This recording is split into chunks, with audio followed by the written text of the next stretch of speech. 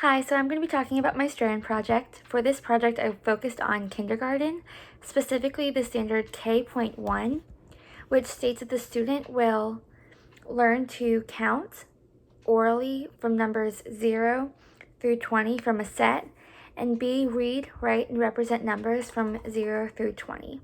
Now, my main focus in all of the instructional content that I created was the part B, which is read, write, and represent numbers 0 through 20.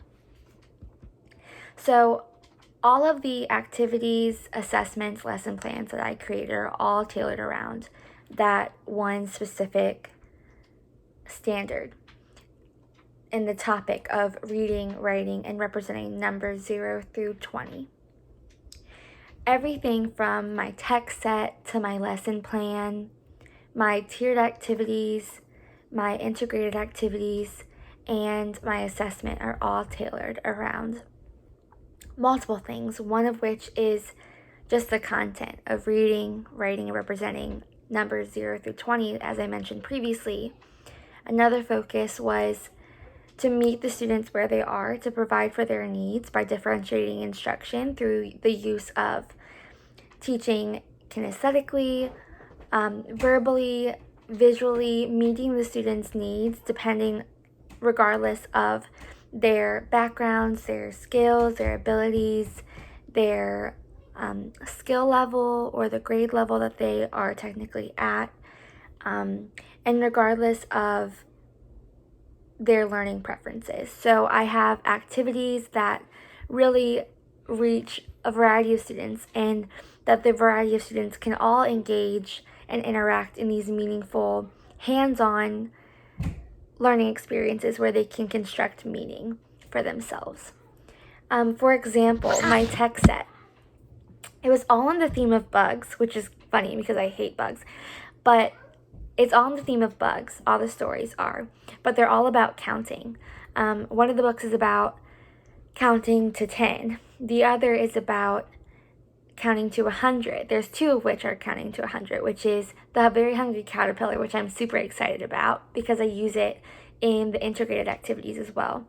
But also the 100 Hungry Ants, which I heard was so fun and so interactive. So that was really fun to incorporate, and creating the activities for that where students can really bring that, not only bring the book to life, but bring the educational topic of counting and representing numbers and reading numbers, bringing that to life as well through literature is so fun and a perfect way to represent and demonstrate bringing those concepts to life and how to use them, how to do them, I guess you could say.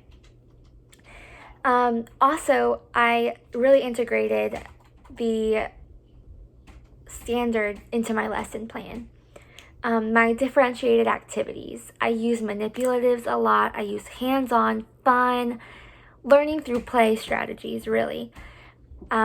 Just providing experiences where students can really move and think and play and learn through experiencing the content. I think that's really, really important. So my lesson plan is full of those activities that really allow students to have a hands-on experience with the content, which is really, really great. And Bloom's taxonomy really encourages that. Students' response theory really encourages that. So that's really all based in research. So I'm really proud of how I've learned to do that and how I'm able to use that in my lesson plans and in my learning segments and in this STRAND project. Another way that I really utilized and pushed for teaching the standard K.1 is through my integrated activities. That was so fun because I got to connect the literature with the math content as well as science and social science, which was like super cool. At first I was like, how in the world am I going to do that? But I ended up doing it, and I actually really love the ideas that I had. So I used my text set, like I said. For my social science activity, I talked about how things change over time, which is really awesome with numbers because that's basically what it is. Numbers start from something small, right? Like 1, and as we count and as we add more numbers or add more content that brings the number higher, it ends up changing and getting bigger. And so we were able to learn this social science lesson through the book, The Very Hungry Caterpillar. So the students were, I'm sorry, not The Very Hungry Caterpillar. That was for the science experiment, the science lesson that we did. But we were able to use social science with the lesson. I got confused. But we actually used building blocks. So each student had their own foam block, and we started and the carpet was completely clear. And each foam block had a number on it. And as the students put their number down to try to build something, we got to watch the carpet come from like empty and see what it became when all the blocks were put down. And so students in the beginning, during, and at the end of this activity, the students and the teacher engaged in conversation. She had a chart where she writes down all the observations and draws pictures as well. And students get to see how it changed over time, not only how like the blocks and the carpet scene changed over time, but how the numbers changed over time, because first we had 0 and then now we have like 25. So students can really see how even numbers change over time, which is really cool to connect that. And as I mentioned earlier, my science unit, this is where I use The Very Hungry Caterpillar. But I was teaching about living organisms and how they need food to survive, and also how they grow and change during their life. So this was super awesome to use for The Very Hungry Caterpillar, because all he does is eat.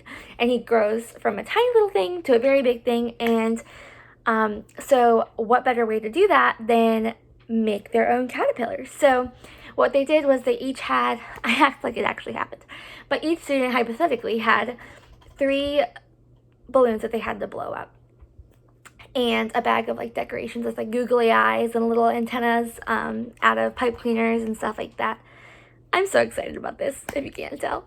But the students got to blow up their balloons one at a time. Not one student at a time, but one balloon at a time. And as they did that, the teacher was talking to them about how their air is basically like food for the caterpillar. And as you feed the caterpillar, it gets bigger and bigger and bigger. So they start with one balloon without air that's not blown up, and they end up having 3 balloons, and they tape them together and they have this giant caterpillar. And we see how with the food that we gave it, it grew. And then we are actually, well, hypothetically, we would take the caterpillars and we would hang them from like the top of the wall by the ceiling and have caterpillars all over the room to really demonstrate how living organisms change over time and how they need food and things like that. So that was so fun. I loved that. And I would totally use that in my own classroom, so that was super fun.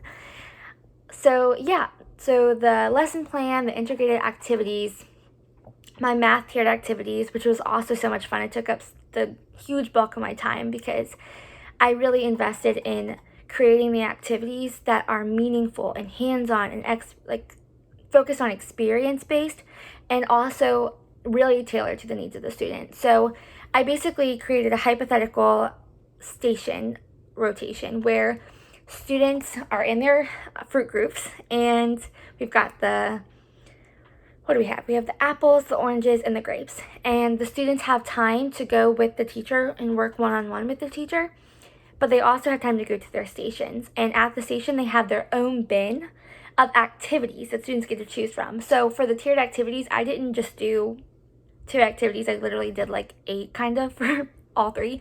So it took me a very long time. So I hope that you noticed my hard work and dedication in that. But I wanted to do that because I really wanted, in my own classroom even, this is what I would do. I would have, if I have a time to do activities with students, I'm going to maximize my time.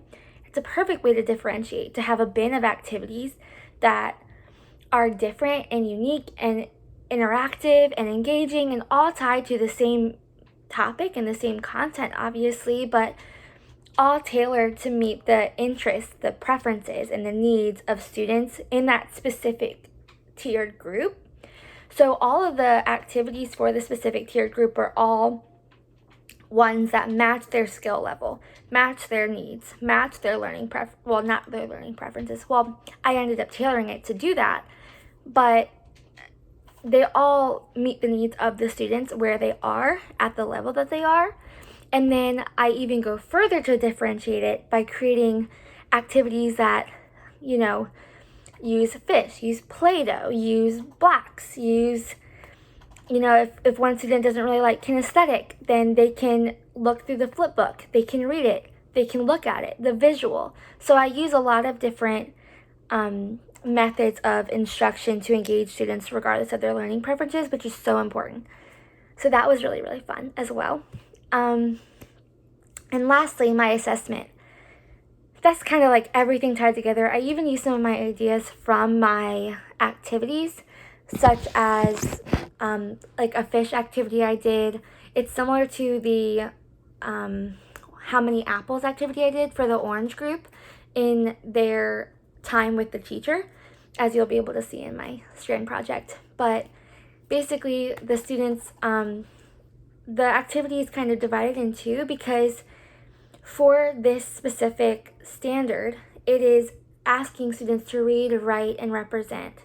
And in order to read something, it has to be written, but also in order to write something, it can't be written. So I had to kind of create two different sides to the lesson, an opportunity for them to read and represent it, and an opportunity for them to write it and represent it.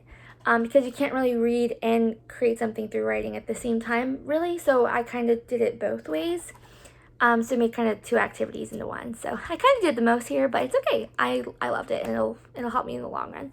But basically, I did that for a formative, and then I did number cards for a formative, which is another idea that I had.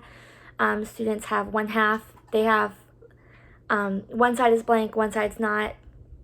One side says the number, and then the other side they have to represent it, or vice versa. One side has the representation, like the set written out, but you have to write the number. So it's really allowing students to engage in reading, writing, and representing all at once through one activity. So that's for formative, and then my summative is a number line. So students from memory have to write 0 to 20 in order, write them, as well as represent them.